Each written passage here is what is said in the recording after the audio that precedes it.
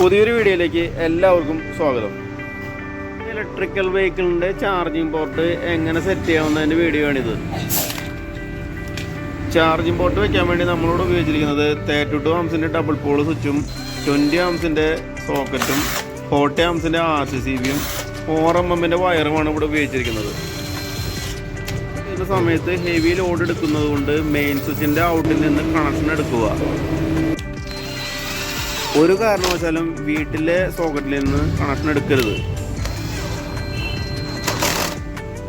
വീട്ടിലെ സോക്കറ്റിൽ നിന്ന് കണക്ഷൻ എടുക്കുമ്പോൾ അതിലേക്ക് വരുന്ന വയറ് ഉരുക്കി പോകാനുള്ള ചാൻസ് വളരെ കൂടുതലാണ്.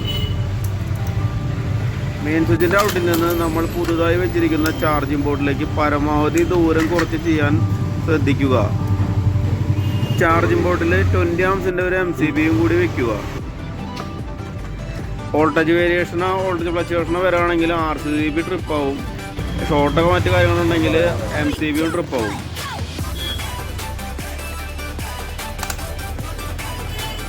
ഇലക്ട്രിക്കൽ ആൻഡ് പ്ലംബിംഗ് വർക്കിൻ്റെ വീഡിയോ ആണ് നമ്മുടെ ഈ ചാനലിൽ ഇടുന്നത്. അപ്പോൾ ചാനൽ ഒന്ന് സബ്സ്ക്രൈബ് ചെയ്തിട്ട് സപ്പോർട്ട് ചെയ്യണേ.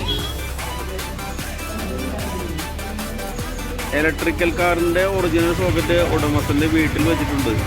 ഇത് ആളുടെ വൈഫ് ഹൗസിൽ അഡീഷണൽ ആയിട്ട് വെച്ചിട്ടുള്ളതാണ്.